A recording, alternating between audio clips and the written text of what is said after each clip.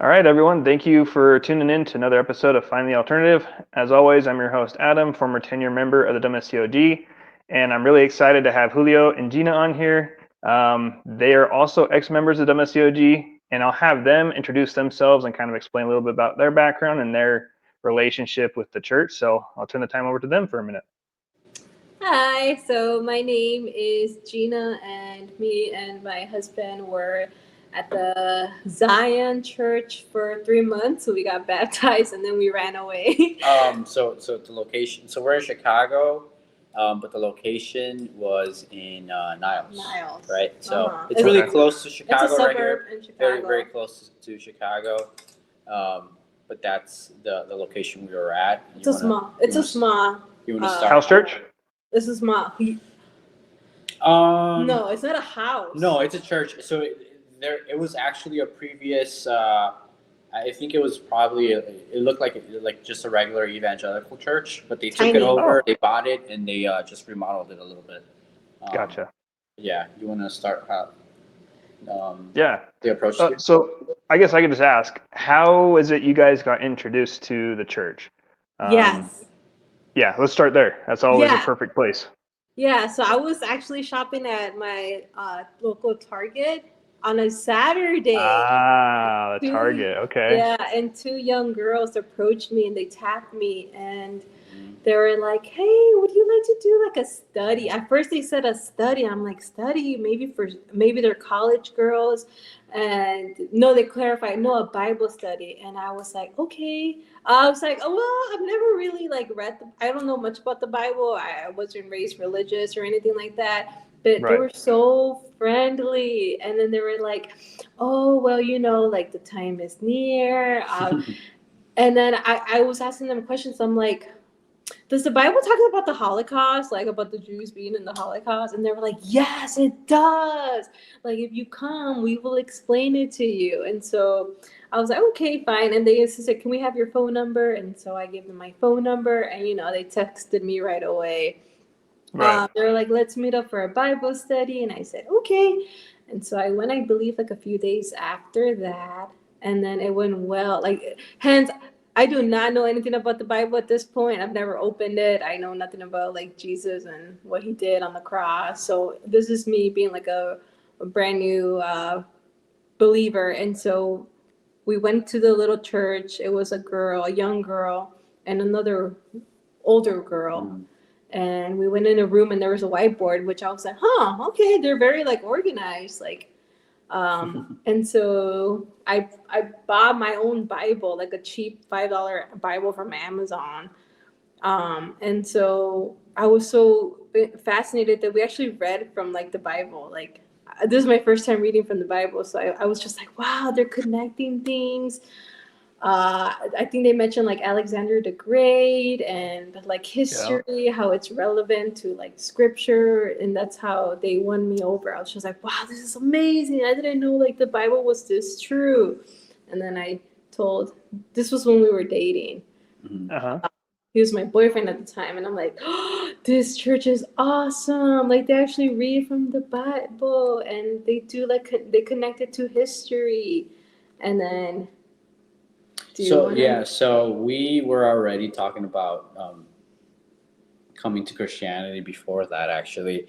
So we're like, so we were just waiting for the right time, and when they approached her, we were like, oh, this is the right time. It has to be. It's like God. It's a sign. It's Yeah, a sign and from God. They made it seem like that, and I'm like, yeah, you're right. You know what? It is a sign. So, so actually, right before that, so 4 years ago in 2020, I had a guy approach me at a Target as well. He introduced himself, very well put together, very nice guy, very nice guy. He's like, hey, I want to invite you to a Bible study. Do you know who Jesus is and all this stuff, right? So I'm like, wow, this guy really sounds really nice, very genuine, and he's like, take my phone number down, because I wasn't interested. To be honest, I felt like I wasn't ready. I just didn't feel ready, right? So I was like, I'll take your phone number, because the guy was very, very nice, right? So anyway, fast forward 4 years later, so she sent me a text like, "Hey, this is the guy's number. He's gonna be conducting your Bible study, right?" So I'm like, "Okay, cool, yeah, yeah." So then I go in. I don't know who he is. I text him, "Hey, I'm outside," and then he opens the door. I was like, "Man, this guy looks very familiar, right? Very, very familiar. That's weird." Almost like the same guy. Yeah, yeah, he does. And after a couple of Bible studies, Wait, wasn't it that same no, it was night? like two Bible studies or three Bible studies, and I'm like, "Hey, did you used to have an old number?" And he's like, "Yeah, I did." And I'm like, "What's your old number?" So then he read out his old number, and I still had his contact. I'm like, "Oh, you're that same guy that approached me 4 years ago." He's like, "No way! Wow, this is God's timing. This is Yeah. not a Truly. coincidence. Like, do you see how this is meant to be? You're supposed to be here, right?" So I'm like, "Wow, this is," I was like, "Wow, this is amazing. This is really good." I was so excited. I was telling my family members about this. All my family, they're all Roman Catholic. I grew up Roman Catholic. I got catechized. I did all that stuff. I went to church every Sunday. I didn't leave the faith at the age of like 16, um, for many reasons, Right. and but so I knew of Jesus and I knew certain things, right? But I will say I was poorly catechized. I'm just gonna put it that way. But anyway, so yeah, he was all excited. He was telling everyone there, right? He was telling, "Wow, look, this is Julio. I met him, 4 years ago, and he was so everyone knew about this, and everyone was excited. They're like, yeah, you guys are meant to be here, and We really got excited because we of did. that. We got like super hooked. Like this is definitely Yeah. meant to be. Yeah. And I mean, yeah, why would you not be if like they're basically saying you fell to heaven and landed here. yeah, yeah. It's And yeah, we I get were that. especially excited due to the fact that, as a Roman Catholic myself, I never really opened up the scriptures. Right? Did I have a Bible? Of Mm. course I did, but whatever. Every Sunday school, I had homework, right?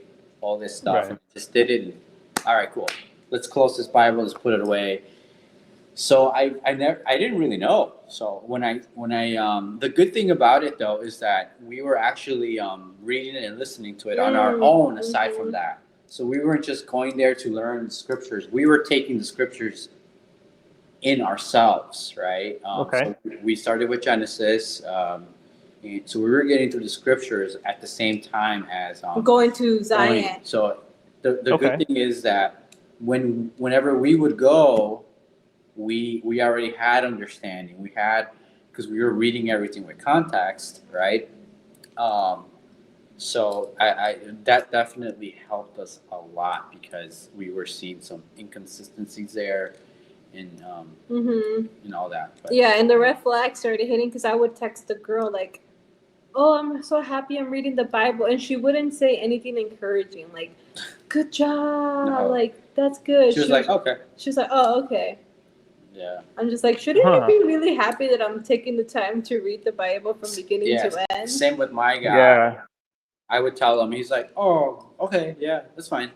But let me tell you what this says right here. Yeah. Like he just ignored it and he just went back to how they're trained to respond. Yeah, basically. Yeah, and that's kind of funny too because I remember there was a sermon. Obviously, you guys being in 3 months, obviously, probably there's a lot of stuff that thankfully you didn't have to go through or experience. But I remember there was a couple of sermons and educations that mother did, and she would always say, "Hey, if you really miss Father, you should read the Bible because that's what he wants you to do, and that's what he said." And I remember there was one year where the goal was for us to read the entire scriptures, right? Oh. And so I remember, and we divided it up. I think it was like for us to read the whole Bible, I think it was like 3 to 5 chapters a day. So not too much, but I mean, 3 to 5 chapters is pretty decent because it's nice when you get to Psalms because the chapters are like 3 Right. verses, but when you get to like Genesis, it's like what? Mhm. So you'd have to do 3 to 5 verses. You have to do 3 to 5 verses a day. And I remember it was all good because Old Testament has some interesting stuff, but nothing that's like clearly like doctrinally flawed where you're like, I don't get this. But when we started getting to like Romans and really the Gospels, like the New Testament, that's when a lot of people started having trouble. They're like, hey, I remember me myself, I would kept going to the overseer when we had that because we had to keep tallies on everything. We had to keep tabs on everything. We had like chat set up for where we're posting and we're post like verses of where we read and etc. Oh. And I remember having to ask him like, hey, this doesn't make sense. We almost seem to teach the opposite of what it says here in Romans or Galatians or Colossians or Yeah. Hebrews. And I remember asking him all these questions about, especially in regards to like the law. Because I'm like, it seems like Paul doesn't care much for the law, Mhm. like at all. If anything, he says those who resort to keeping the law means they have no grace. Can you explain that to me? And they're just like, well, grace is the law, and law leads us to Christ, and then the Christ leads us back to the law. And I'm like, okay, sure. Because again, I didn't really know much either. Right? I came from Mormonism, so Right. I Right. knew of the scriptures, right? But we had this quad set that's literally like this big, and it has the Book of Mormon, Pearl of Great Price, has a bunch of different stuff like smashed into the Bible as well. And so as far as actually studying the Bible, never did in my life, never read the Bible before in my life. Pretty similar to you guys. And so I was just like, okay, well, I guess I'll just listen to you guys and I'll just forget these questions. But they were still in my mind for a long time. And I remember after that year, and it wasn't just me apparently, because after that year, no one ever talked about reading the Bible again after that. What year was that?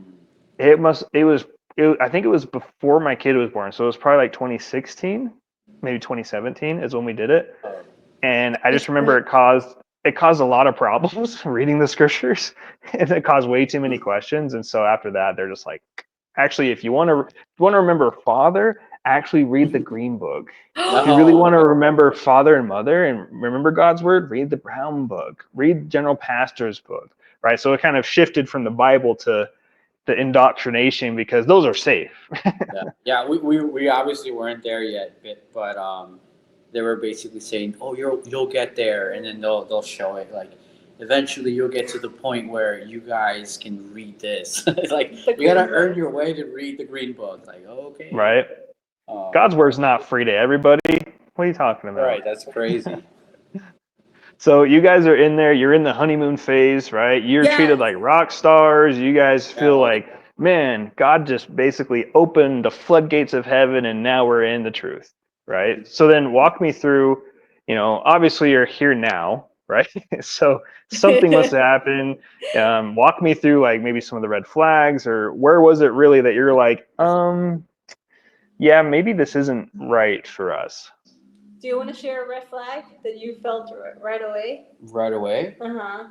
Um, no, I don't think there was any right away, but I know there was red flags, and we have red flags. You want to go first? No, you go. Well, oh, a red flag. This was more towards the end, 3 months, but so when they, so this was when they introduced who was it? Anton Hong, right? At the time, or did they? Yeah, obviously they introduced him first. Yeah. She knew of him. Oh, But it's I was a study ahead of yeah, you. so I don't know how they work with you guys or other people in other places, but for us, I think there's a lot of trial and error. So I think they were trying to Yeah. spoon feed us um, slowly, right? Slowly, and they wouldn't even let us attend worship, right? Yeah, is that normal? Like, No. Yeah, so that Well, uh-huh. what's normal? So you said you didn't even know about Ansang Hong or Mother God at this point, No. mm-mm. but you were baptized. No, no, not even Oh, you weren't baptized yet. the baptism came at the end, Yeah. at the very end. So Yeah. that's why Oh, I'm saying that I've seen a couple of videos. Oh, I've seen a bunch of videos now, Yeah. right? And you guys all have very common thing of how it usually goes. And for us, it was very different. So I feel like they're already starting to change up their tactics and everything. Okay. It's a lot slower, but not really slow in the sense that you're getting a lot of Bible studies and a lot of scripture and their form of teaching you the scriptures. Uh, Uh-huh. but they keep everything's Jesus, Jesus, Jesus centered. And this is why we were there because all they talked about, Jesus is so great, isn't Jesus amazing? We're like, yeah, Jesus is great. Oh wow, can you imagine? Can you believe that the Jews could they didn't recognize him as God and so we were like, wow, yeah, it's so silly. How could they not, right? But they were Right. preparing us for something more, but Yeah. we didn't know. Yeah. So the How whole time, devious. yeah, no, it was insane because we really thought we were at a genuine Christian A normal church. church. Yeah. Yeah. And when we asked them why is it that like, oh, why is it that we shouldn't worship yet, um, they were basically saying, no, it's not that you shouldn't, but you should know God first. You should know who God is first, so you can appreciate the worship. And I was like, oh, that makes makes I was like, sense. that makes perfect sense. I Sure. agree. Yeah. I was like, I I can see agree. that logic. Yeah. Yeah, I know of Jesus, but I don't really know who he is. So, okay, I'll accept that. And when they did tell us, so she kind of did, she knew, right? You were One Bible one study Bible ahead. study ahead, and they told her, they told you? Yeah. Okay. So I believe it's because once they see that the person is really excited, like I Mhm. was, they're like, okay, she'll take it right away.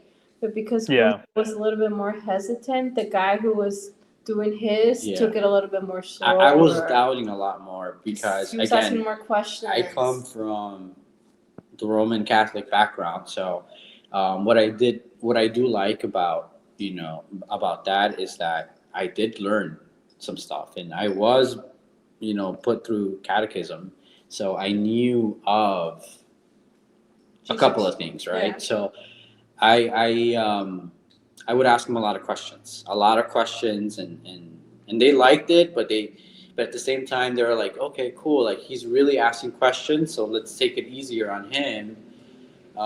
He's asking a lot of questions, right? And with her, they were more so they were advancing a little bit more with the Bible studies. Yeah, and I want to add one thing before we get to the ensemble. Julio and I were so excited about this church, and that we were reading so much scripture that we invited his sister, his oldest sister, Oh, yeah. and this is where the red flag. She's a Catholic also. She's She's still a Catholic. Yeah, She's more so on the lukewarm side But- of that, but we invited her, and Yeah. she was like, "Oh, great! Are we gonna go to first service?" And we were like, "No, we haven't even done service with them." And she was like, her red flags went off, but she didn't want to tell us. yeah, And so we had a Bible study, and she got spooked. She was freaked out. She was freaked out. Like, so they changed our guy to some other guy. I'm not. We should have named names, right? Yeah, Let's probably just not. keep it anonymous because. That's fine. So this other guy, very, very, very, very, very nice, genuinely very nice, very knowledgeable. He really knew his stuff. Like even outside of scripture, he was a smart dude. but we were so taken off because we were like, "Who is this guy? We like the other guy. The Yeah. other guy is funny." I don't know what happened there. This guy's too all of a sudden serious. they put some other guy to start doing the Bible studies for us. But we liked them a lot. But that day my sister came through. She was spooked. She was so spooked.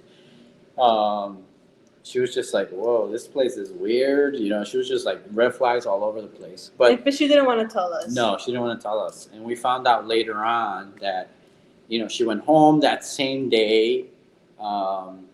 She looked up the name of the church because at first they didn't want to tell us. Like, oh, so, I would ask, so what's the name of this church? And they were like, oh, it's Zion, right? So he was hesitant. He's like, oh, it's Zion. And then he's like, but you know, it's also World Mission Society Church of God. But real quick, right? I know. Okay, whatever. It's fine, I guess, whatever. But anyway, and I didn't even notice they do have the name, Like a little but plaque. yeah, Like, it's small, so you'll miss it for sure. So Yeah. my sister caught on to that one day.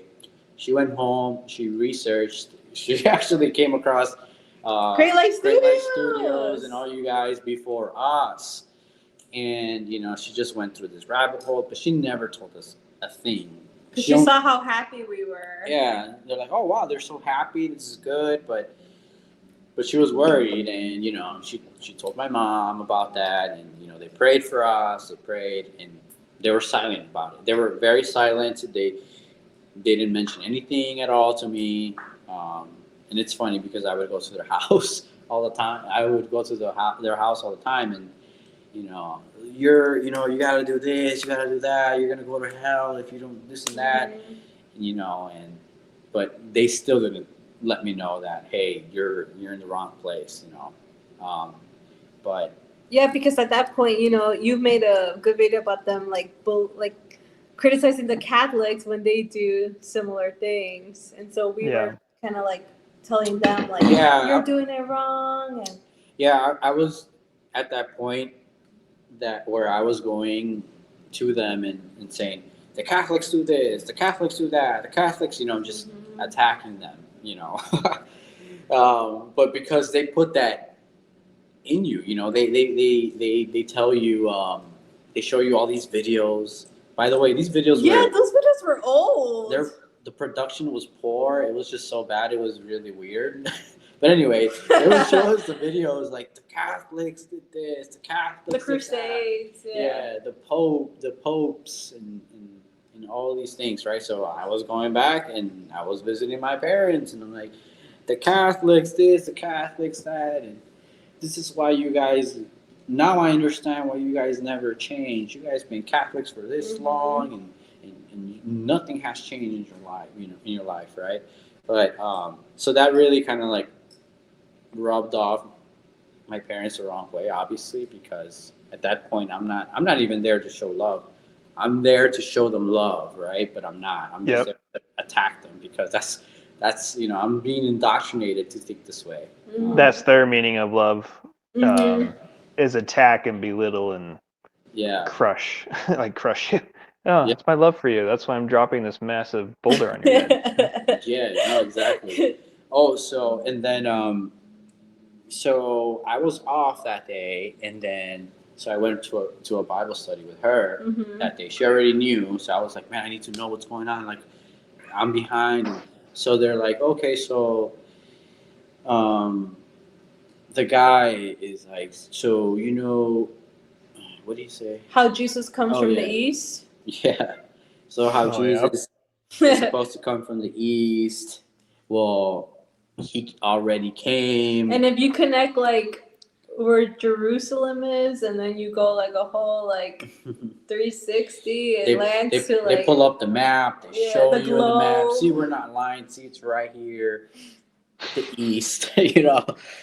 What more do you need? Yeah. Like, what Comes more the do you need? clouds. The clouds is the Yes. flash. You know, that's how they said explained it. And Yeah. yeah, so he already came. And I was like, he already came. Yeah.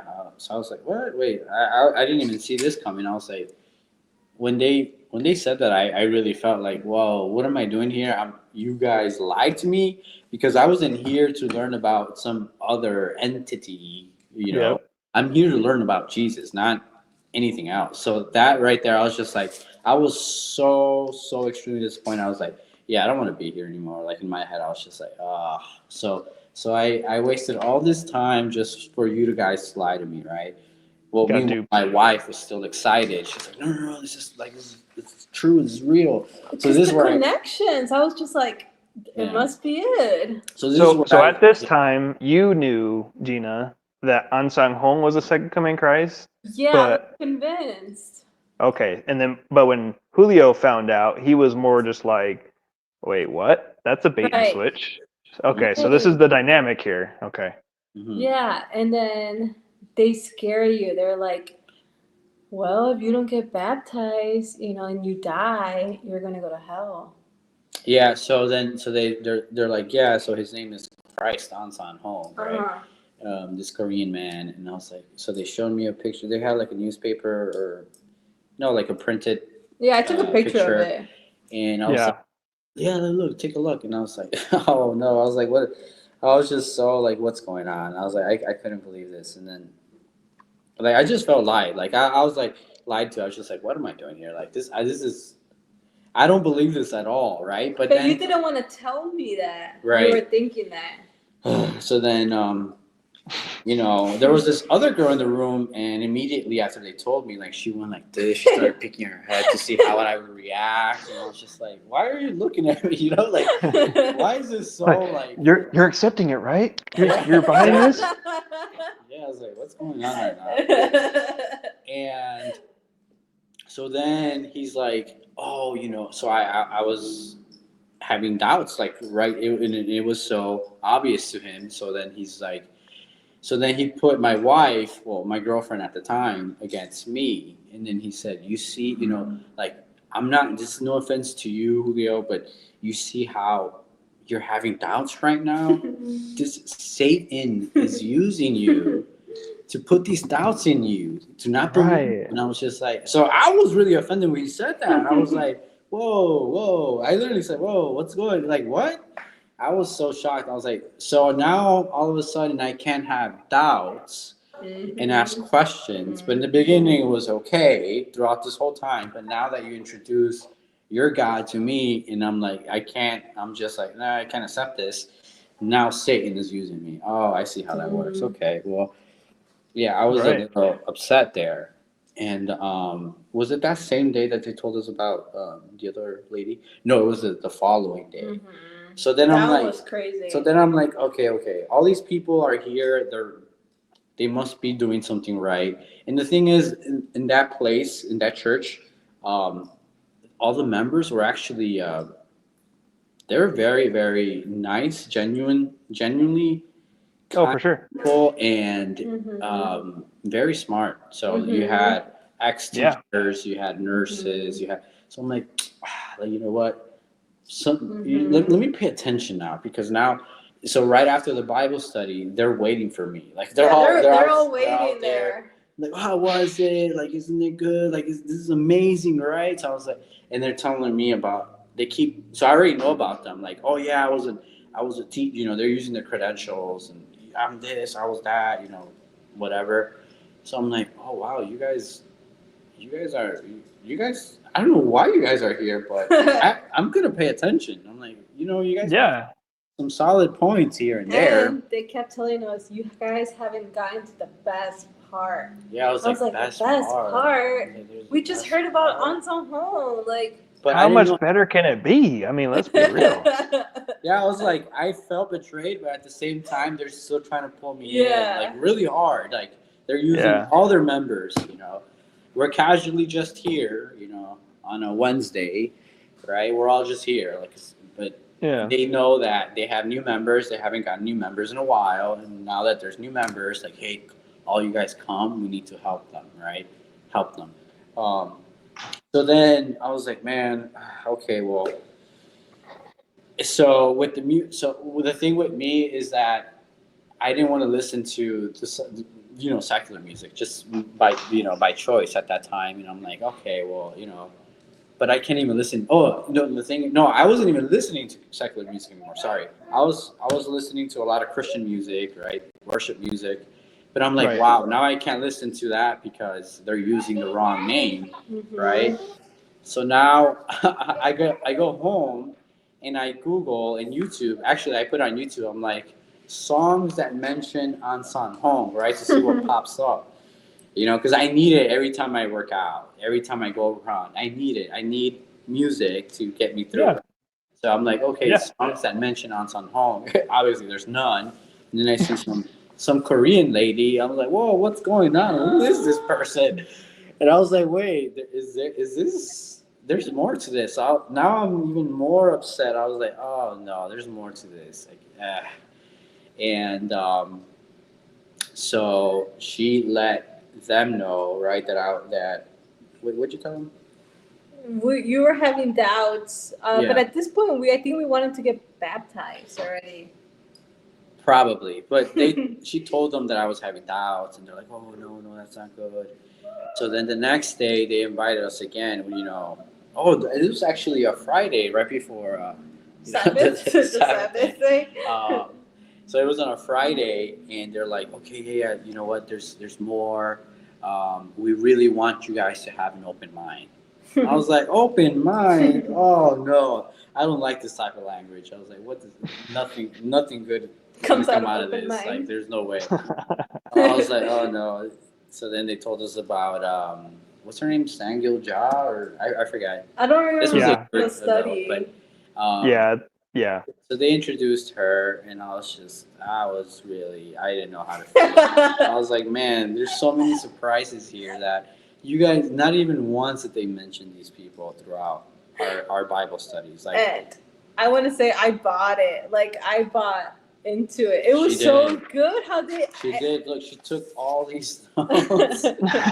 She was always taking notes. Like, And they man, loved there's it. so many. So Oh, many. I know. I, They I know loved for a fact, if I was studying across from somebody and they started taking notes, I know I could just say whatever I want and they're gonna buy it hook, line, and sinker.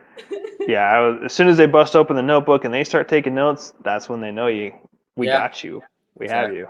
Is that what the average new person did? Like, No, like the average new oh, person is more so like Julio, right? Like, hey, you went from Jesus, like everything about Jesus. Now you're trying to take this hype about Jesus and apply it to Ansang Hong. Mhm. Then once I'm hyped up about Ansang Hong, then they try to do the same thing again for this Zangil Jia character. That's Mhm. typically how it goes. And there, so like I was going to give an example. When my wife was in a year before I was, kind of similar situation. She was preached to on a college campus, community college campus, and she didn't really care about Bible study, but how she got involved was through the volunteer services, right? Because Yeah, through the yeah. volunteer services, then she ended up going to the church, studying, getting baptized, etc. And then she started telling me things, and I was like, "Oh, that's kind of weird. Never heard about Mother God or the Pope was the Antichrist or 144,000 ascend alive and all these things." I was like, "What are you talking about? Yeah. Never heard this before." And then I started going to the church too. And then I was the one that took about, I think, from the time I first started to when I got baptized, about 8 or 9 months, just like constantly, like just back and forth, back and forth. So pretty similar to Julio's story. Mhm. damn, that's good. But yeah, no, but we were so excited. Before that, Yeah, uh, we thought was a legitimate Christian church, and we were yeah, reading scripture. Nothing yeah. additional, just scripture talking about Jesus, how great and amazing Jesus is, and how he's our Right. savior, and so we were like, wow, this is a place, this is a great church until the end. So then at that point, when they introduced everything, um, the next day was the Sabbath. Like, oh, you guys need to get baptized. You guys should get baptized. You guys want to get baptized? We're like, yeah, yeah, sure. Yeah. We're already here. But I really didn't want to, obviously. But I just felt like, oh man, I'm already here. I feel pressure to do it now because my wife was really, I was buying into it. I was she just was like, it like, makes sense. There's a Father God. There's a mhm. Mother God, and I would Because like, that's how God works, you know? yeah, Yeah. like. I was like, what? Oh no, but I Clearly. didn't. I just wasn't. I didn't want to tell her like, hey, like we can't do. I'm not gonna go there. We can't do this. I was just like, all right. Well, I was just like, I'm just gonna get this done, and I know after I do this, I'm not gonna come back. I know for a fact. But anyway, so the next day we did get baptized, We got and baptized. man, it was crazy. I was just like, whoa, the whole time, like my thoughts when I was getting baptized, I was like, man, what am I doing? I feel terrible. I am literally betraying my God. I can't believe I just did this. And everyone's, waiting outside, right? there was a bunch of people, right? Yeah.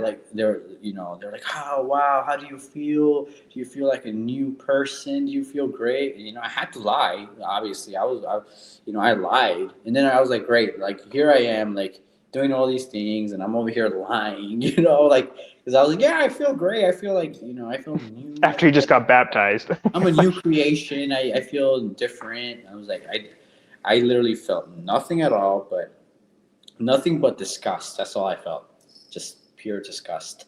But I wasn't gonna tell them that, obviously. Oh, but yeah, Yeah. they had the robe and Yeah, they had like the everything. Korean robes. Yep. Yeah, The I was gold like, what's up? ones and blue ones. Yeah. I was like, what's up with the robe? And I was like, why couldn't I get a? Wait, what were you saying? And we had to sign our name in the book of life. That was the Right. craziest Yeah, part. that I was was like, crazy. so when they put a piece of paper in front of me, they're like, oh, okay, so you're The from. baptism forms. Yep. I Yeah, I remember was like, those. what the heck Like, is why is that? it asking so much information? Why does it feel so corporate? So it's just like, wait, what? So then they said the book of life. I was like, man, you guys are such. You It guys, asks for your age, your address, I think your ethnicity. I forget. Yeah, Oh, something. everything. Married, kids, what's your Yeah. job? I mean, they ask a Yeah, bunch of stuff. exactly. Yeah. Like, wouldn't God know all of this information? No, yeah. So I was like, man, this is crazy. Um, but yeah, I was just thinking like, why do you need my personal information? That's weird. I was like, this is a church, right? Like, why do you need this for me? Like, like. So then when they said, oh, so that your name could be written in the book of life, I was like, And your address, wow, and your that ethnicity, and your Yeah. marital status. They need exactly. to shine forever, obviously. Yeah.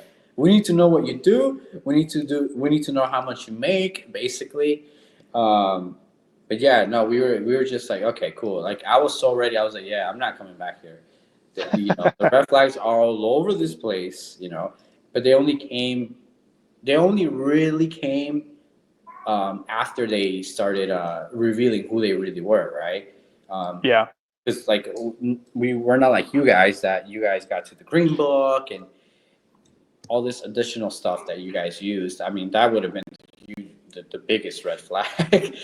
Yeah. But no, like that was enough for me. But the thing is, I didn't know how to tell my wife because my wife was so excited. Yeah, I still went to Yeah. the one more Bible study after we got baptized and you got spooked.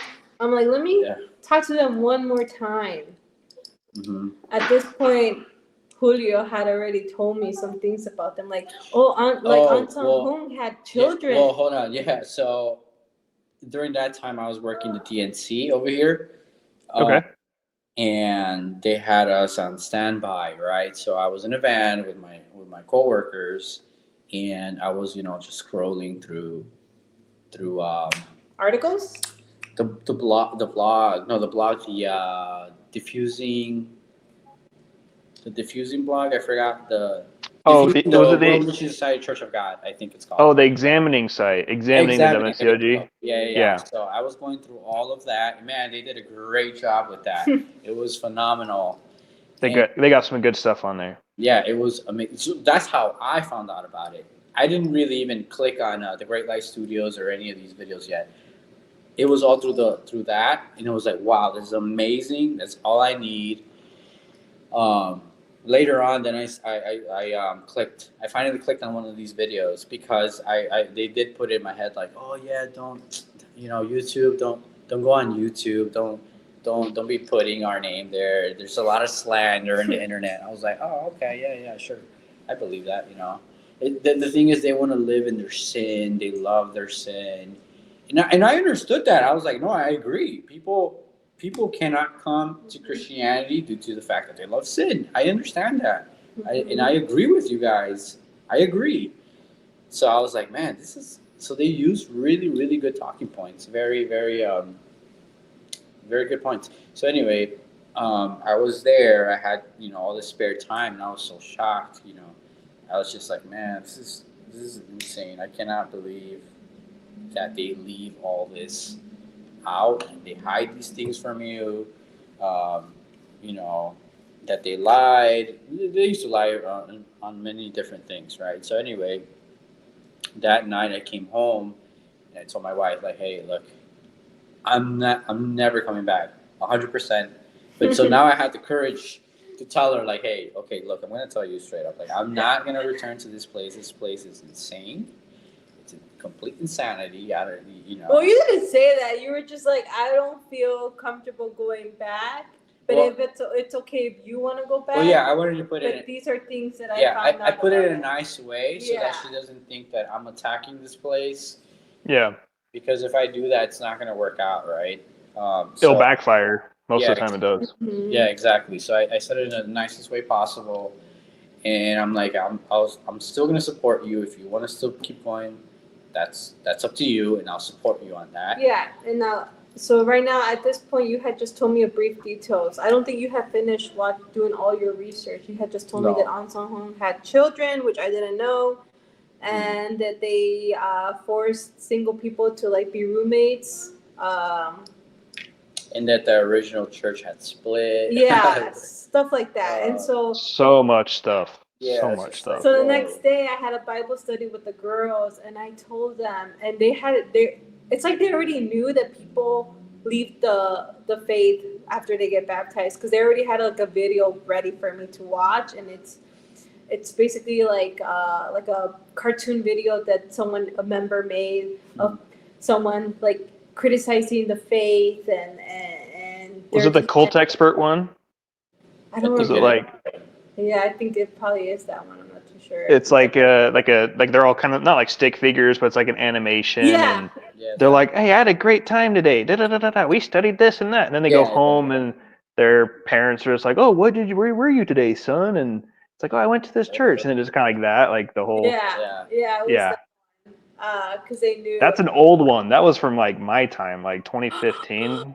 That's an old one. Wow. No, yeah, that was corny. It's a very corny. Yeah, it is video. pretty corny. And so I Yeah. told them, I'm like, but An Sung Hoon had children, and they were like, well, yeah, if anything, we should be more inspired because he worked hard in the church, and we should be like him. And I'm like, that's kind of like a weak answer. And then I'm like, but Paul said women can't teach. And then they were like, oh, no, well, he was referring to women who were being loud during service. And I was like, oh, Sure. okay. I'm like, and then about the split, and then they gave an answer for that too. I don't remember it. And then so I came home and I told my boyfriend at the time, I was like, they give an answer for the things that you brought up, and this point you had done more research, Mhm. and you were telling me more things, facts, like how they were making a lot of money, and then about the fraud stuff. And the thing that sold me was about the homeless part, that they don't preach to the homeless. And I was just like, Yeah. that is Mhm. evil. Like, that is pure evil. How do you call yourself a church and you don't like preach to the Yeah, homeless? to her, the main thing was that they don't preach the homeless. I was like, okay, that's it. I was like, we're not going The back. gospel's for everyone. No, it I was doesn't like, matter. yeah. who you are. We're So, not going back. You're like, like, we're she not knows gonna... that much. So Yeah. that's great. Oh, thank God that That you was feel this way. But that's you can't defend that. I don't care what you say, what explanation you come up with. There's no way you can defend that. No, that the gospel's for everybody. Yeah. Yeah. But it was hard because then that night I was just thinking, like, what are we gonna do? We're not saved then. What are we gonna do about Sabbath? Yeah. Kind of leaves you feeling empty, right? Yeah. Now imagine being in for 10 years and building your life Yeah. off of such a thing. Yeah, no, that's what I was thinking because I did feel, like you said, empty. I did feel a little worried a little bit, because I'm like, well, what if I am walking away from the truth? They do such a good job. Mm-hmm. Oh, the gaslighting is superb. Like No, they're experts. Yeah. So then when we started watching the videos on Great Great Light Studios and came across you guys and all these other people, we didn't watch all of them, but yours was really interesting. We were like, wow, 10 years. Well, at this point, his didn't come up yet. Oh, not yet, but eventually. But we were really interested in the ones that had a lot of years. Yeah, there was a because lot. I was like, man, I don't know how these people did it because 3 months felt like an eternity. Like it just felt like I don't know. Like it felt so long for me. So much information is just thrown at you, and Yeah. you believe all this stuff. Yeah. So I can't imagine that it must be rough for the people that did all these years, because man, I would be traumatized from that. Me too. Oh yeah. Yeah, it definitely is not. I wouldn't wish it upon anybody, especially like finding out that everything is a lie, right? Like you don't want to know that everything you believe in is a lie. That's a terrifying, horrible, painful place to be, because you're like, okay, well, I have this trust, I have this faith, I have this willingness to want to follow God, but I don't know where to put it. Like, have you ever seen Talladega Nights with Will Ferrell? Yeah, yeah. He's like, I don't know what to do with my I don't hands. know. Yeah, Yeah. yeah, Like yeah. that That's meme. exactly how you feel And afterwards. that's just how you feel, because you're like, well, if I walk away, I'm going to hell. But if I also stay here and don't believe it, I'm going to hell. Hmm. Right. Hmm. And so they put you, and they're masters at manipulating. And so they put you in this box, this very just terrible, almost like solitary confinement spiritual box, where you're too scared to go and you're too scared to leave. And then you feel empty and you feel like, did I just leave God? Did I just miss out on my opportunity for salvation? Then on the flip side too, you're like, well, if this is wrong, then did I just betray God? Did I commit the unforgivable Mm-hmm. sin by following another God? Or so they really do mess up with your mental health, your psychological health, your spiritual health. I mean, it's very, even just 3 months is very devious. Yeah. Do you want to tell them about what the guy said when you told him and what he did? So the last Bible study at night, I would always, I would always stay till late to talk with the members. They were always happy to talk, to stay late and talk. Right. They're And, like, please stay, please stay. and so as I was leaving, I caught the guy who would teach us, and he was like, "Oh, hey, how's Julio?" I'm like, "Julio is doubting," and he was like,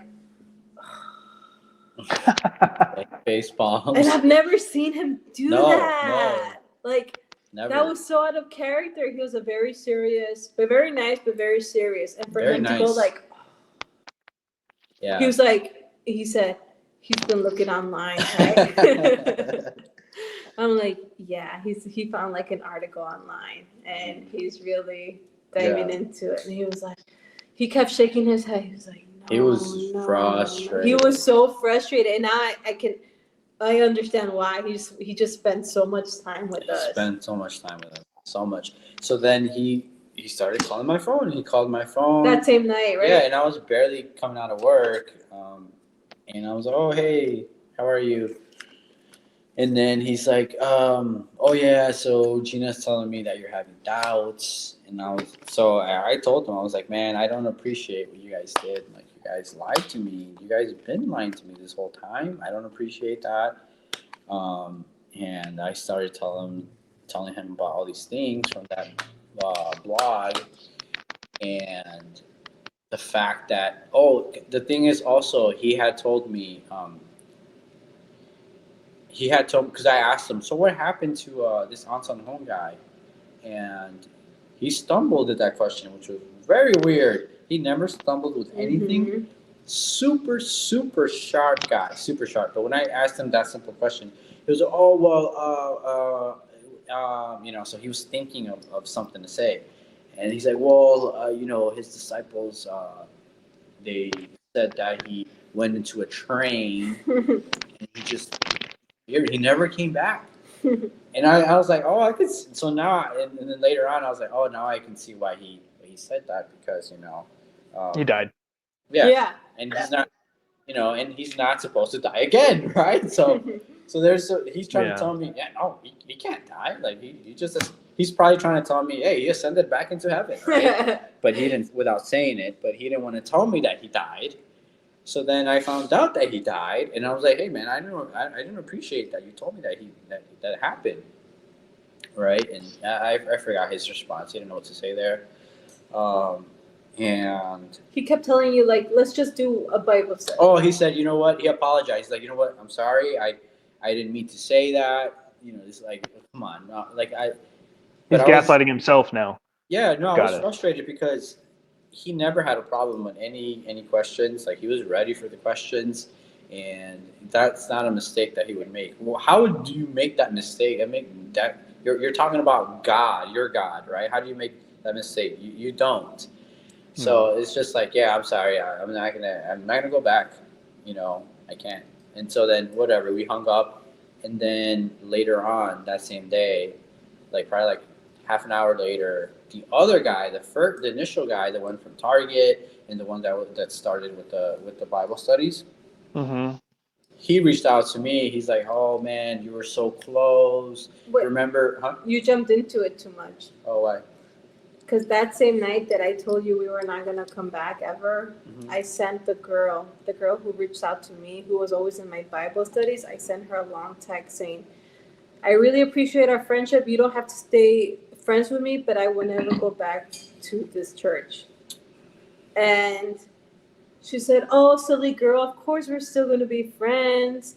I would love to catch up." And so she did damage control because as soon as I Right. sent that text, he got the phone calls. Oh, yeah. I'm sure it was completely not related. I'm sure it was Yeah. pure Oh, she's like, "Oh, that's so happenstance. weird. I Coincidence, sent a text and now you're getting phone calls?" Yeah, you know, God's Totally unrelated.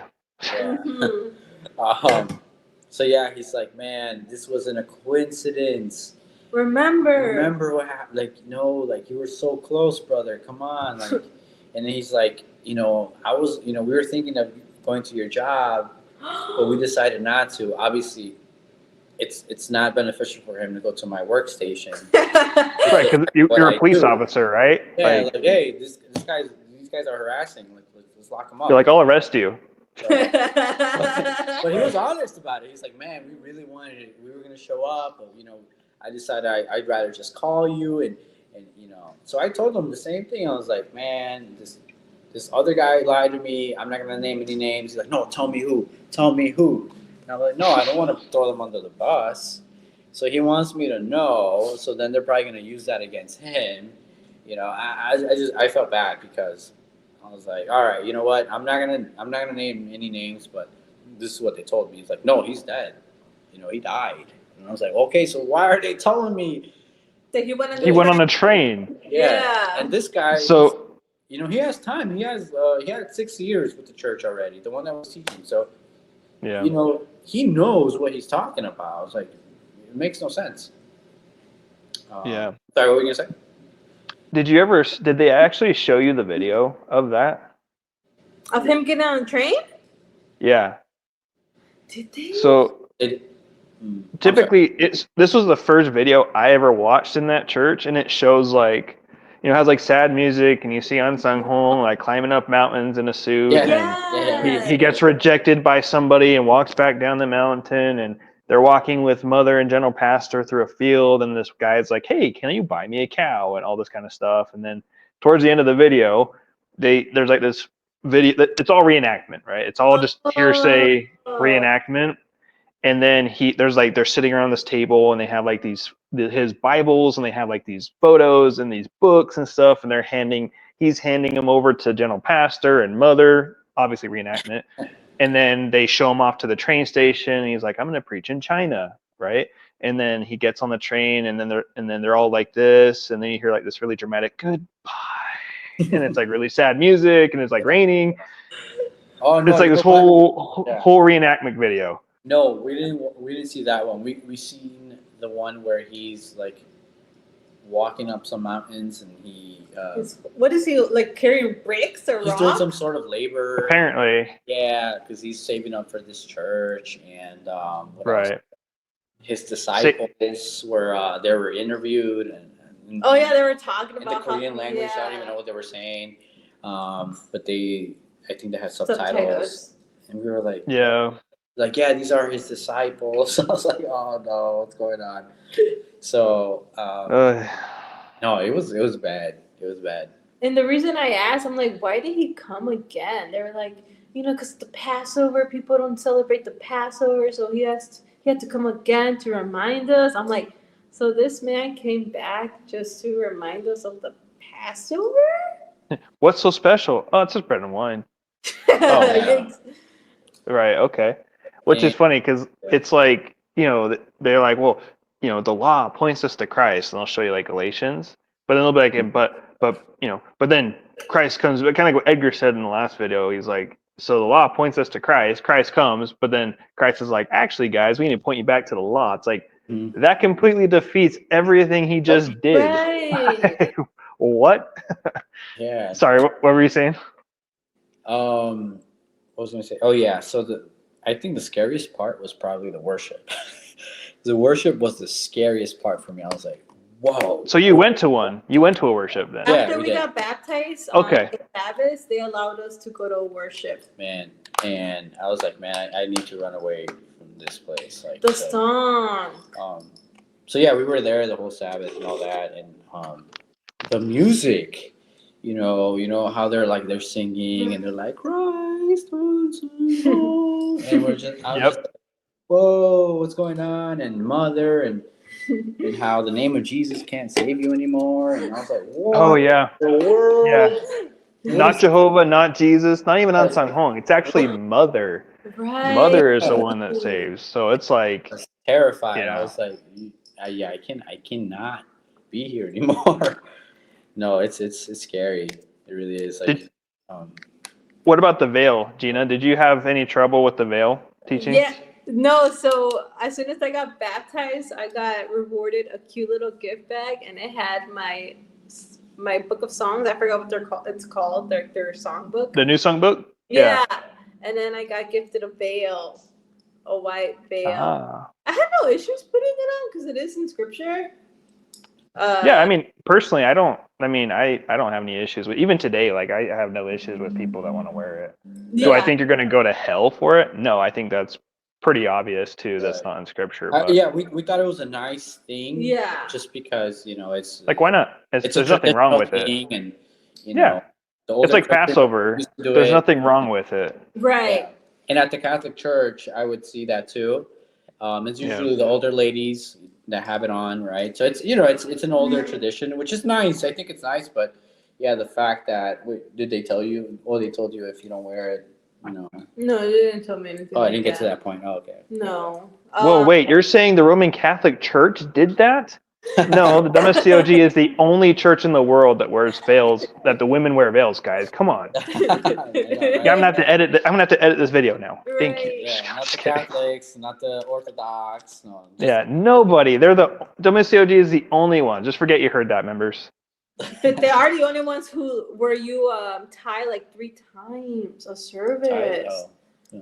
Or 3 times a Sabbath, right? They tie in the morning, Yep. afternoon, and at night.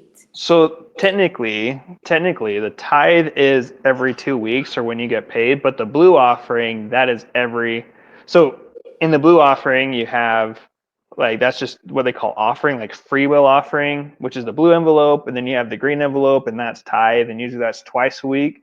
You'd have to write down the amount that you tithe and sign your name next to it, and you had to do that every time.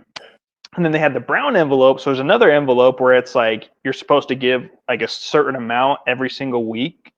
Or no, I'm sorry, like with your tithe. It depends on the church. I think when my church, it was like I did it once a month, and you had to do like a set amount every single time, and it had to be like you can donate it to that Zion specifically or something. So you're giving like so much money to this place, because not only that, but your kids have to tithe too. So I had to fill out tithe envelopes for the children. I had to give. So I'm giving like every one, like in the morning service, I was giving 5 tithes. I was giving 5 offerings. I was giving 5 brown envelopes, and that's just one service. In the next service, I'm giving 5 offerings. The next service, I'm giving 5 offerings. So I'm just like writing checks left and right. How are you guys living? Like, are you guys living in the ghetto, or how do you afford your lifestyle? Like, how do you even afford to live at that point? Credit cards. Credit cards. I wish I could have paid them on credit. I'd have been like, oh, I'll just not pay that off. So it had to be cash. Oh yeah, the blue offering, you can only do cash or check. There is no Venmo. There's nothing. You have to do cash or check. So they got their money for sure. There's And no doubt about that. And they don't get taxed because they're a church. Yeah, they're a nonprofit. So, and you have to pay gross on your tax, not net. No, that's terrible. And Well, even one. if you got a gift card, let's say you got a gift card, $100 gift card for your birthday, you had to tithe on that too. What? Well, yeah, that's crazy. Yeah, I sold my house and I had to pay 10% on the sales. So, but that, hey, I think that's what made me a unit leader, though. So, I mean, I guess Yeah. Oh, yeah. There you go. I wrote a check, and they're like, "Yo, brother, you good gospel worker." Yes. Yeah. Never mind. I just wrote him a check. Oh, man. Yeah. One more thing. But I was lost in the sauce. I believed it, and I was like, I'm gonna be so blessed when I enter the pearly gates. Yeah. But anyway, it's in the past. But the time Yeah. the thing that makes me the most upset is the time, The time. right? Yeah. I don't care about that. I Thank just care God. about the time. Yeah. No, that's why I felt bad for you guys. Time is everything. So I just can't believe that you guys went through that many years. It's rough. Oh, Yeah. one thing I was gonna say that when they when the second guy called me, he's like, oh, he was on the phone and he said, well, if you're not gonna come, at least let Gina come. Oh, yeah. Let her come. Like let her be saved. And I was like, what? I was like, I'm not even holding anything from her. Like I'm not. I actually told her you were free to go. I'm not holding you back. So I don't know what they thought of me. They thought I was some controlling guy or something. I'm like, no, I'm not like that at all. Like, she doesn't want to go like on her Right. own. I'm not forcing her to do anything. You know, Right. she doesn't want to go anymore. So I thought that was funny. Like, they're like, all right, cool, we lost one of you guys, but at least, We can get her still. which is evil because in the sense, you're basically trying to split us up, and eventually, it's inevitable. That's going to happen. Yeah. Eventually, the more indoctrinated you get, the more like, no, you know what, no, isn't that, you got to leave that guy. That guy, that guy's no good. Satan is using him. And Um, it's happened. I mean, I wish I could say that wouldn't have happened, but it's happened to plenty of people. Like I know, actually, one of my good friends. He's actually one that led me into the church. He was a deacon and an assistant overseer for some years, and he left in like 22, I think. And yeah, his wife divorced him. He moved out, and he's still in Salt Lake. I actually we had a party with all the ex members a couple weeks I ago, saw and he that. actually yeah, so he's actually in there. He was in there, and the deacon and deaconess they're in that picture too. But I won't name names or anything. But yeah. yeah, so he got divorced, and he lost everything. Well, not like lost everything, but I mean he lost his faith, he lost his life, he lost his wife. I mean that's pretty traumatic. Um, Are you guys still in the faith or no? Like, are you Still in guys? the Well, are you guys? I mean, what happened afterwards? What route did you guys take as far as? like me myself, like am I still a Christian? Yeah. Oh yeah, yeah. I Okay. actually we got baptized into a Baptist church a few weeks ago. Oh, okay. Um, Awesome. yeah, I'm actually studying ancient Greek right now to learn how to read ancient Greek. Oh, Oh, cool. So I can read the transcripts. I took a month off because I got really busy, and so I kind of forgot a lot of stuff. So I have to get back into it. But yeah, so I'm learning to read ancient Greek Awesome. because I really want to study the context of the passages and really understand what the authors are trying to say. But so I would say actually, in a weird way, the WMSCOG actually made me a better Christian, but not in the way that I, because a lot of people after they leave the WMSCOG, they become atheists and they're really, they don't like religion, they don't like God, which I don't blame them personally. I really don't. But I think I'm a unique situation because I became more of a Christian than I ever have been, just because when you're yoked to the law for so long, and then when you come to the realization through like Romans, Colossians, Galatians, and Hebrews that the law just shows you that you will never be enough. You will never be able to attain salvation on your own. And that was the point. Yeah. And the law leads you to Christ in order to fix that. Mm-hmm. And then once I came to that realization that the law shows me that I am incapable of saving myself, that's why Jesus came. And those who believe in Jesus receive his salvation. it was like a ton of bricks that I've been carrying for over a decade just fell off. And to me, that was like the greatest miracle that I've ever experienced in my life, was just all that, like, oh, I gotta keep the Sabbath, I gotta keep the Passover, I gotta do this, all these things. And we're not even, you guys didn't even get to do the 5 a.m.s. There's 30 5 a.m.s services every single year. There would be 10 days, and they're in 10-day increments, right? So you have the prayer week of the Pentecost, which you go from Ascension Day to Pentecost. So 10 days, 5 a.m. and 8 p.m. Every single day you're going to the church for service. And this is including kids. Like I remember going at 4:30 a.m. and having to carry like 3 kids and set them up and try and wake them up to keep service, because they have to keep service holy too, you know. And so so you guys didn't even go through the 5 a.m.s or anything like that, or like the preaching weeks or the preaching festivals. And so, but I would say all of that accumulating and just realizing that you will never save yourself. It's just the most freeing. It was the most freeing experience I've ever had in my life. Just realizing that the law doesn't save. It can never save. That wasn't the point. It was to show you that you need Jesus. Jesus saves. Mm-hmm. And through believing in him, he lived the perfect life. He fulfilled the law. He was perfect, sinless. And through faith in him, you are saved. You are free. And I didn't know what that meant being in the WMSCOG, because I would always read that verse where it says, "Come to me, my burden is easy, my yoke is light, and I will set you free." And I was like, what does that mean? I am miserable, right? Like I have never felt so stressed in my entire life. I've never felt further away from God, further away from heaven in my entire life, even when I was an atheist for a couple years before I joined. I never felt so far from heaven. But then being out of it, and I read that verse again, and I was like, it just clicked. That is why, because he sets us free from the lie, sets us free from these obligations, and we can't do it. And when we have faith in him, we are saved. And that to me was just life changing, absolutely life changing. Yeah. But yeah, sorry, I didn't mean to. I like to go on tangents if you haven't.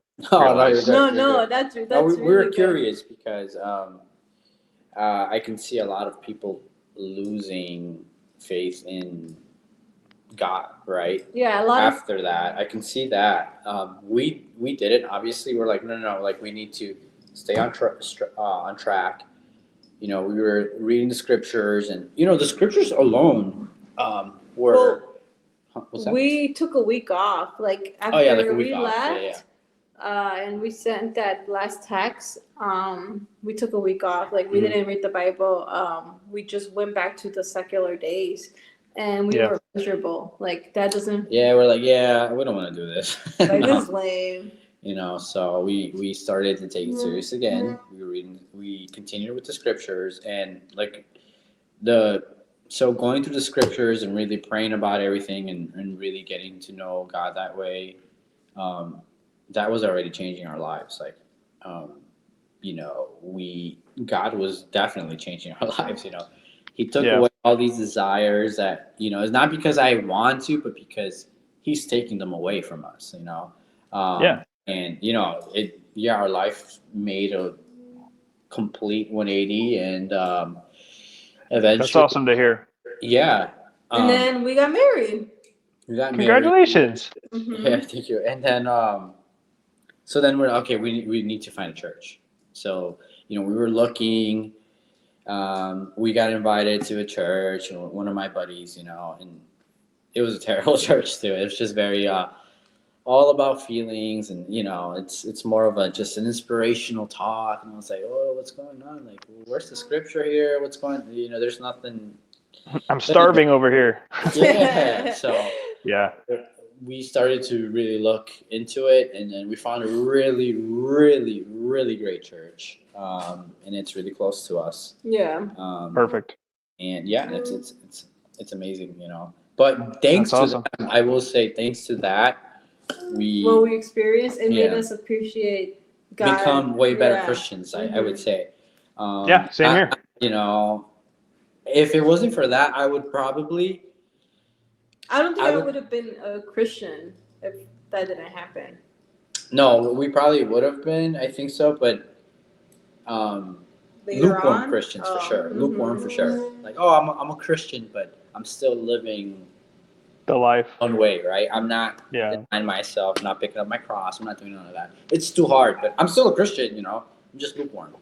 But Yeah. thanks to that, I really, really started going into the scriptures every single day. I mean, we still do it every single day, every single Yeah. day. Like, there's not a day that goes by that we don't do it Mhm. because you know how that goes. Yeah.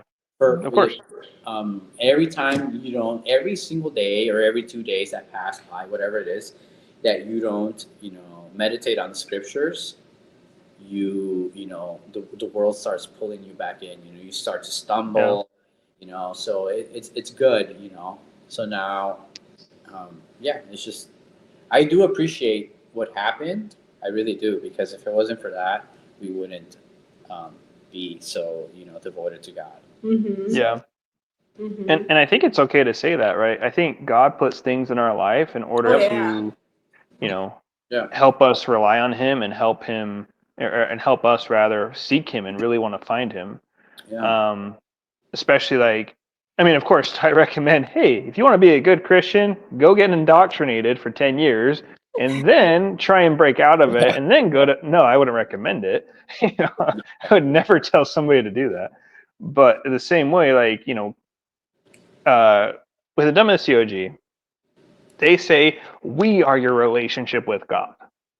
Yeah. Whereas a normal Christian church is like, we're just sinners. We have our own relationship with God. It's up to you to develop that relationship with God. Right? Right. That's like a normal Christian Yeah. message is Mhm. Jesus, you're tied directly to Jesus. Now I know being a leader in the WMSCOG, that was never really taught. It was like you're actually the connection to Jesus. Like you're like the middleman, like the unit leaders, group leaders, deacons, overseers, whatever. They're like the middlemen between you and God, like mediators, right? Like the priests. That's really how they teach. Yeah. But that's not how it is in the New Testament. We have one mediator, and it's between us and Jesus. There Mhm. is like, I mean, of course, like, should we fellowship with each other, like in a Christian church? Of course. I'm not saying don't fellowship or something. I'm just saying when it comes to salvation, there is one mediator, and it is Jesus. I can't mediate for you. You can't mediate for each other. I mean, of course, we can help and encourage and be there Right. for each other, yes. But at the end of the day, it's your relationship with God, and they take that out of the equation. They're like, we are your relationship with God. So if you're ever kicked out of the church, you're kicked out of God. And that should never be the case. You don't need church to be saved. That is not biblical at all. Yeah. Yeah. So, but no, yeah, that's But how they make it seem. Yeah, and so to put a end to our little story, I ended up meeting up with the girl, like a week after that, and I was trying to watch as many of the Great Light Studios videos as I could so I can prepare myself. yeah, We went out to get ice cream with her daughter, and I was telling her like, well, Anton Hoon never claimed to be Christ. He said he was Elijah, right? Mhm. yep, And she was like, yeah, there's a Bible study for that. I was like, but that makes no sense. Like, he never claimed to be Christ. That's it. And then I told her how they sued Michelle. Like, they sued her, and she was like, oh, I didn't know about that. I was like, yeah, like it's in the Bible it says not to sue. Um, yeah. and then how I told Oh her man. how they make like millions of dollars about that scam, and they don't like file their they file like wrong income tax or something like that. Yeah. I forget, because this was like a year ago. That There's, was. I mean, the rabbit hole is endless Yeah, Yeah. and on then dirt on this organization. But the yeah, but they basically they named it after another church. That's not even the name. Well, you know what? I forget. But they lied on that form, and they showed Oh you yeah. proof. But yeah, there's just a lot of lying going on. But I and then think I know what you're talking about. They lied about the owner. Because oh, there you go. Yeah, yeah, yeah, instead of putting An Sang Hong as the yeah, founder, they yeah. put Kim Joo Chol as the founder, and Yes. that he had a vision from God and all this stuff. Where Yeah, it's and like I that's remember I actually not. brought that up to both of them, right? They're like, no, like, well, oh, no, that's wrong. No, why It's was that? public record. Yeah, it's like, of course it's wrong. But what I'm trying to tell you is that this place, there's a lot of inconsistencies and there's lies thrown around like it's nothing. So it's like, you're okay with that? So, hopefully that helped And them then think about it a yeah, little and then I bit. told her, I'm like, I have an issue with the homeless thing. Like Jesus said to like spread the gospel to the homeless, and she was like, no, yeah, I had the same trouble, but they told me they deserve it. They're homeless because they did something to Mother in heaven, and I was just like, that is not okay. Like to say Wow. that. So why did Um, Jesus help the homeless then too? Like Yeah. what? Okay. and then Yeah, it's we so were bonkers. as we were walking to the car, I'm like, hey, so what's gonna happen when that lady dies? And she got offended because I called her the lady. And she was like, You mean God? you mean mother? Mother God? And I'm like, yeah, her. Like, what's gonna happen when she dies? She's like 70 something years old. Yeah, she's Like, 80 something now, I think. yeah, she probably is. And she was like, well, the world's gonna end. I was like, wait, so the world is gonna end when she dies? And she was like, yeah. And I'm like, so, but what happens if she doesn't? Like, if the world doesn't end? And she's like, but it will. I'm like, okay, but what happens if it doesn't? Like, the world doesn't end and she's dead. So, yeah, so that's a very interesting story. Do you guys have any I guess it's already an hour and 20 minutes. We can start wrapping this up if you guys want, or if you have any questions for me. I mean, obviously we're only in for 3 months, so if you have any questions or you want to know anything interesting, or you have any questions for me or anything you want to add. Yeah, I had a question. What did you, I just wanted to ask, are the members, Yeah. are all of them miserable? Like sometimes we would catch them and they would look miserable. Like, Oh, yeah. Well, yeah. I mean, if you think about the amount of pressure that they put on mhm. preaching, they put on you as a parent, right? Now, not only do you have to worry about your kids being up, bringing up your kids and work and just economy and everything else, but now you have to appease this church. And this church's standards are just unattainable, right? So not only do you have the pressure of the normal life, but now you have this pressure of like, hey, if I don't fulfill everything this church is wanting me to do, this mother God is telling me to do, then I'm going to hell. So it's like not only are you living and as you do these things for the church, you notice your living situation and your health start like just Mhm. Yeah. and it's a vicious cycle to where you're just constantly just trying to catch your breath, whether financially, spiritually, or you're just constantly exhausted, spiritually exhausted, because you have to go to and especially if you're a leader. Like I was a unit leader and a house church leader for a minute, and you're expected to be at everything, right? So you want to take Sunday off, but there's a short-term preaching, forget that. Your whole Sunday, which is the only day off you really have as far as a weekend is concerned, you're preaching all day, right? And this is after you kept the whole Sabbath, Saturday, right? And then Monday, right? We had unit leader meetings after work. Then Tuesday is third day service. Oh, no. Then Wednesday is preaching at 5:30 and dinner at 8, and then Bible study until 10, 11 at night. Oh, Thursday, the same thing. Friday, you have preparation day at 7 o'clock, and you're going to the church and cleaning. And if people don't show up to clean, you have to clean the rest of it, right? Because you can't keep Sabbath in a dirty temple. And Right. then what's the next day? It's Saturday. And then, so you have that's your normal week.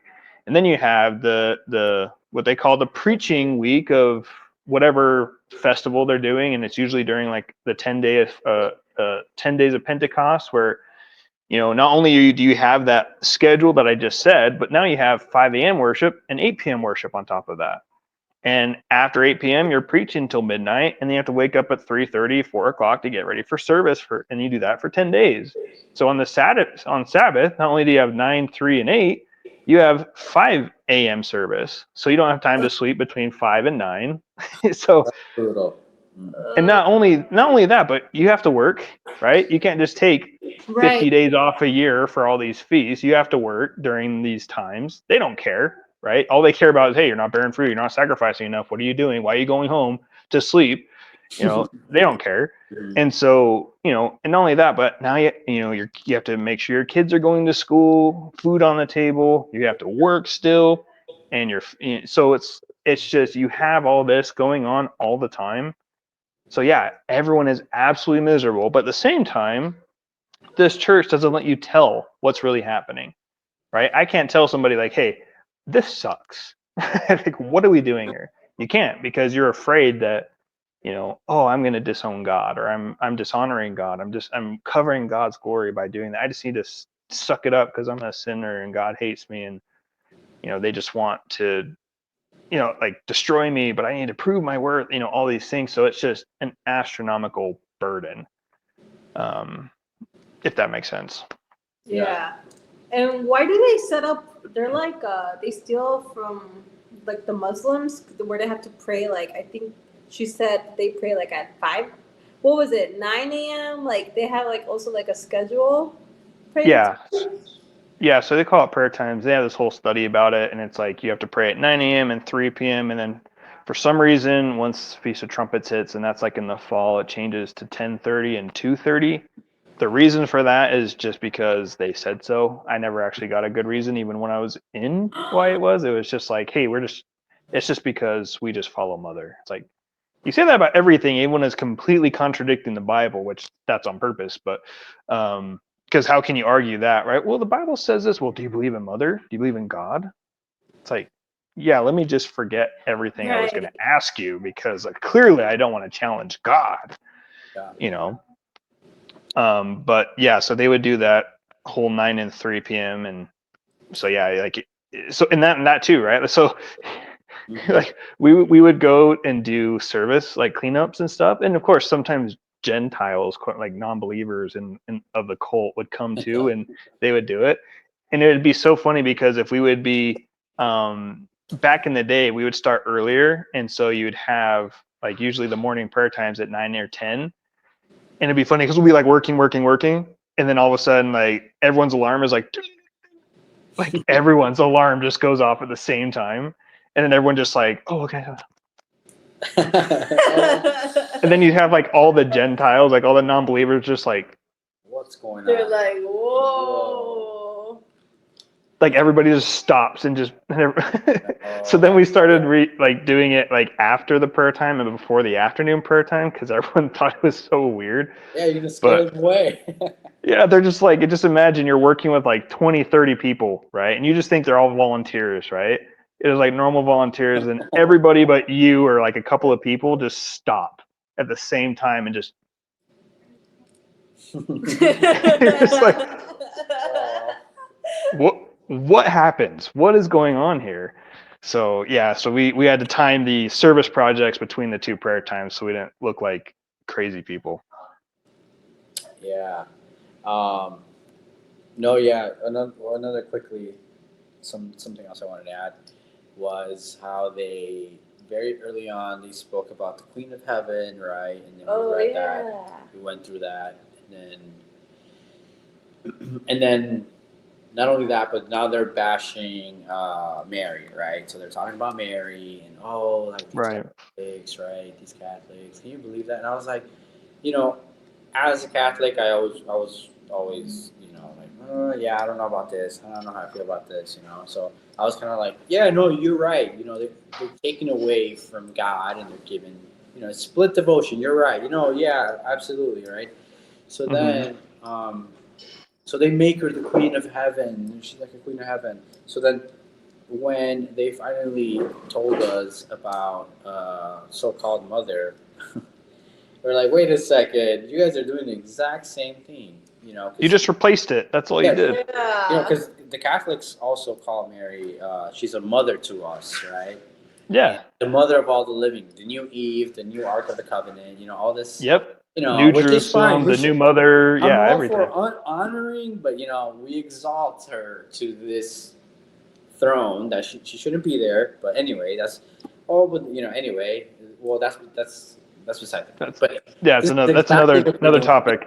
And yeah, and they're doing it a lot worse. Like, no, you guys are actually saying that this person is God. At least Yeah. the Catholics, they say no, she is not God, and we We just worship. honor her. Yeah. Yeah. Right. So I was like, okay, at least they're saying that. But you guys are saying this is God. It's like, oh, But they use the same verses and the same exact like doctrine of the Catholic Church in order to do it. yeah, it's Make just that like make sense. just a rip off, a rip off basically, a rip off of the Catholic Church. It's like Timu Catholicism. Yes. Timu Catholicism / Orthodoxy. Yeah. Yeah, Because they believe in very similar things. Very right. The Marian devotions they go a little too much. For And sure. you never met this lady? No, in the 10 years that I was in Oh there, wow! I never met her. She would Crazy. call us every now and then and be like, "Oh, God bless you. I love you. Better Oh, good dude. fruta." You know, Did you but ever that's want to like it. did you ever want to like laugh or no? You were So just the like, oh, first so much. So I had mixed emotions. The first time I heard it, I was like tearing and crying. So I was like, "Oh my Oh, God, this is mother. I'm so that's sorry. I crazy. sinned against you." And they hype it up too, right? So they're like, "Hey, we're gonna call mother on this day," and so they hype it up, right? And then they do like Ark of the Covenant study and like all these different studies to really build up this like you're gonna speak with God, and then and so everyone's there, and as soon as which is funny because like there's a Kwansanim who's like a senior deaconess in Korea, but she's older too. So you actually don't know who is like mother because they sound the same. And Oh, so there'd be times where like she would be talking, like this Kwansanim, not mother, would be talking, and then they would like start crying already. But it's like that's not her that's yet, not your guys. mother. That's not her yet. But Another Korean lady. that just shows you like the manipulation and the just sheer indoctrination. Like it's not even her yet. Like, but they sound the same, right? Because they're older, Korean ladies. And so, and if you're not familiar, like if you've never met her and you don't spend all day with her, you don't really know, right? And so they were like, oh, oh, Kwansanim, and everyone's like, huh. Right? Because it's not mother yet. And so and then mother and they're like, oh, mother's on now. And then so she would she would just talk through the phone, right? We didn't really do anything special. She would just say the generic like, I love you, bear good fruit, father's coming soon, I love you, God bless you. And then like the American overseer would like in broken Korean like try and talk to her and like uh it was really bizarre because it was like broken Korean, and I don't know how your leaders were, but did they ever speak like we call it Konglish, where it's like a Korean English hybrid, where it's like Americans have a Korean accent, but but they're not Korean and they don't speak Korean. Uh-huh. No, Did, with us, no, that didn't happen at all. oh, so I don't know what it is, but in some Zions they'll have your overseer will have Konglish, like he'll do, oh yeah, brother, yeah, Ew. so father and mother, like or like during the sermons with their prayers, like Father Ansanghong, we thank you, like it's like, but they're American, right? Like they're American and they have a Korean accent. They don't speak That's Korean, but they have a Korean accent, and so that was like another red flag, like because I remember like my old overseer, he would do sermons and he would be like, he's like, yes, that is the one, our true mother. What is happening right now? Like, it's like aren't you guys from like Mexico? Like, I don't get it. I really don't get it.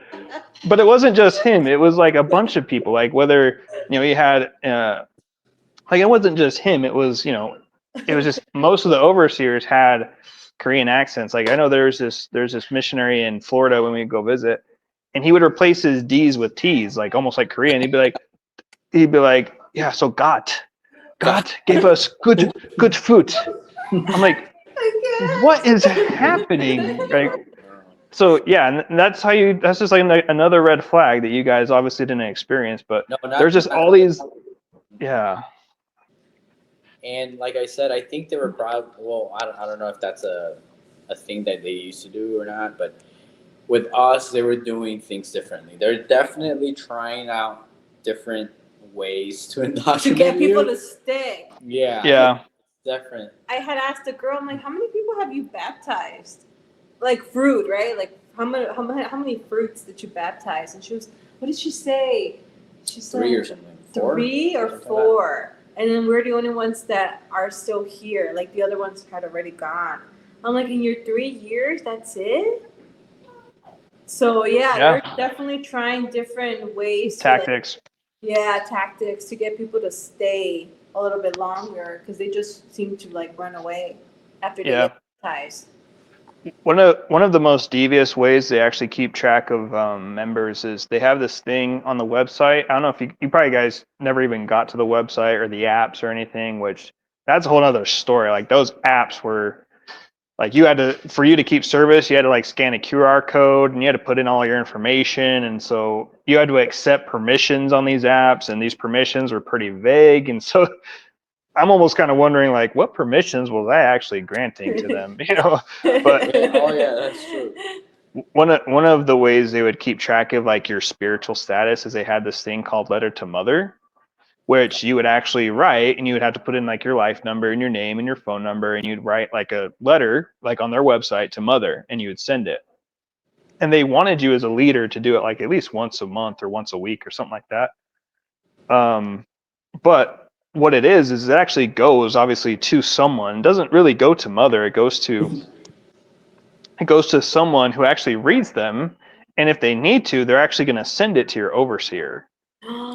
So like if you're dealing with something like, hey, someone is dealing with like, hey, I'm being persecuted by my husband or my dad or whatever the case is, then pretty soon like they're going to send it to the overseer because they need to keep a condition. They need to know the condition of the flock, and then they'll do a sermon on persecution and like be like, yes, so if your dad or your brother comes to you, like they'll do it in a sermon, like in a public sense, so it won't be like like it's not going to be behind closed doors. They're going to do a sermon about it, and then that person is going to be like, oh, this is an answer to my prayer, this is my answer to my letter from mother, but it's just manipulation.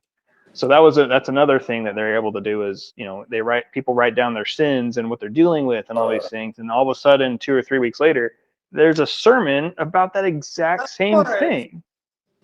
Kind of like what happened to you. Yeah, exactly. Point proven, right? So yeah, it's a very and the thing that, and I want any WMSCOG member or leader that's watching this, because I know they're watching it, they're just hiding in the shadows, but like I don't have like a lot of what they teach is actually not bad, right? Like when it comes to loving each other, when it comes to serving each other, our mindset towards God, our mindset towards worshiping God, like it's pretty Christian. It really is. Like it's just who you're applying it to is wrong, which makes the whole thing wrong. We always said that many, if not most, of these people in there would make amazing Christians, like real Christians. Real Christians. They would, because they are devoted. Yeah. But they're they're serving the wrong And I feel like they're genuinely good people. Like they're genuinely good, God-fearing people who want to just serve God and serve humanity. Yeah. It's just unfortunate that they are in a high control, high demand cult. It's very unfortunate. And it's sad because their family members know that they're in a cult, and their family members tell them that you're in a cult, and they don't care. They're just, well, and they already prep you for it. right. I mean, if you've watched any of my stuff, they already prep you for that. Like as soon as you're baptized, they come to you and they're like, hey, so you want to tell people, right? You want to tell people God's here, Christ is here, etc. And they're like, well, you're going to get persecuted. They're going to say you're in a cult. They're going to say this. They're going to say that, et cetera, et cetera. And then as soon as, you're like, oh, no, my family, they'll trust me. They'll believe me. And then you go there and you tell them. And then, of course, they're like, oh, you're in a cult. You're this, you're that. And then you're like, oh, they were right. Oh, my gosh, truly God is here. They said this would happen. So it's actually really wise that your family didn't do that to you, because I'm sure if they did do that to you, that actually might have drove you in a little bit. So I'm actually really glad your family was wise to that and didn't bite on that. Oh yeah. But yeah, I mean, we were still going back and forth regardless. but yeah, no, they, in the sense that they're not telling me, hey, you're in a cult, get out of there. No, they weren't doing none of that. So.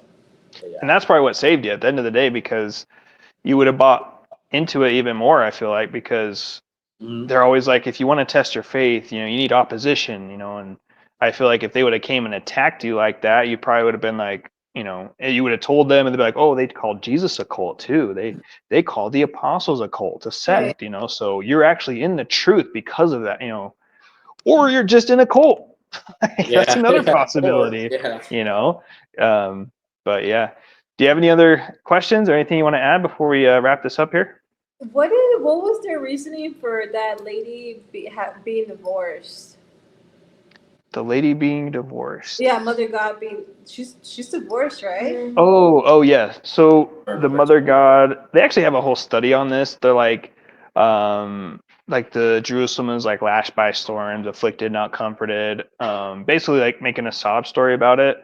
So there's their version, which is like, oh, the husband was abusive and this and that, and Uh-huh. she had to flee for her life, because obviously they have to make it like that, right? It's not Right. real.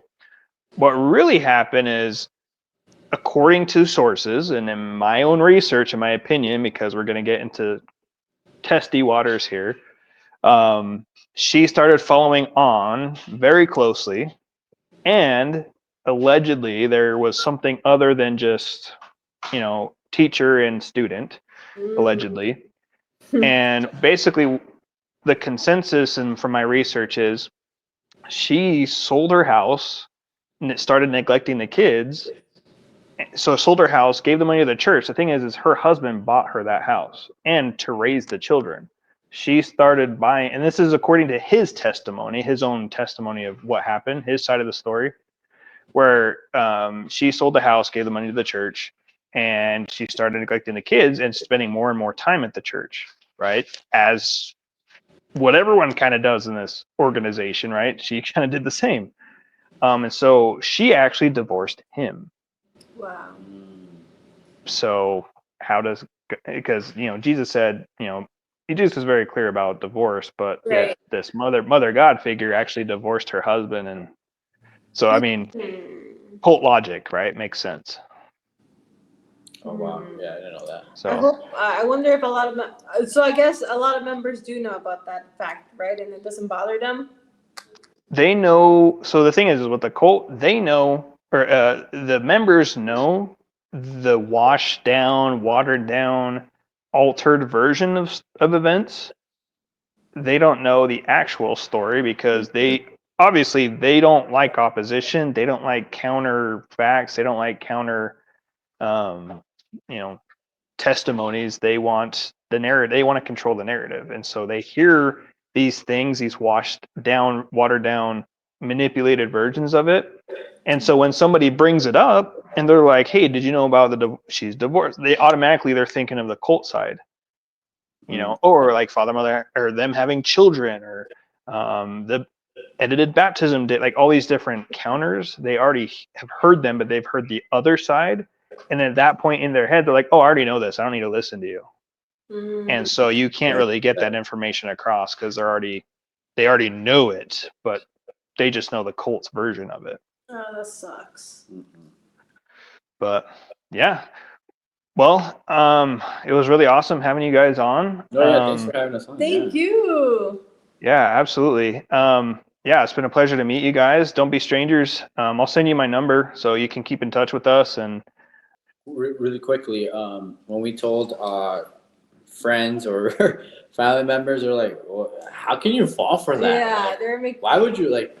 Basically saying, "You're so stupid. How did you fall for that?" So but we're over here trying to explain to them like, "No, you don't understand. You don't They're very understand. crafty. Yeah. yeah, They're very good at what they do. So you don't you don't get it. You don't understand. They have a whole set of tactics that work really well."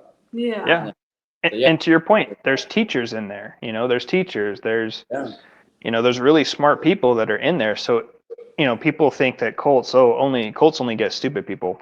That's not Right. true. Actually, there are Mhm. very, very smart people in cults. Hmm. Very Mhm. smart people. And so that's not actually an excuse. And it's like it can happen to anybody, whether you're some kid on college campus to some rocket scientist. Cults can get you. And Right. that's why it's so important to spread awareness about it, because anybody can be susceptible. It's not just like, oh, if you're 18 to 20 and really dumb, you're going to join a cult. That's not the case. Mhm. It's not the case. But Yeah. all right.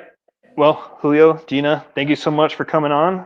Again, don't be strangers. And No, thank you. yeah, I wish you guys nothing but the best, and God bless you, and good luck with your future endeavors. Thanks, Thank man. you. God bless you. God bless Thank you you. and your family. Thank you so much. Thank you. Take Yeah, care. we'll keep in contact. I'll send you my information, so we'll be in touch. Yeah, Okay. perfect. Thank you. Thank you. Okay. Bye. See you guys. Take care.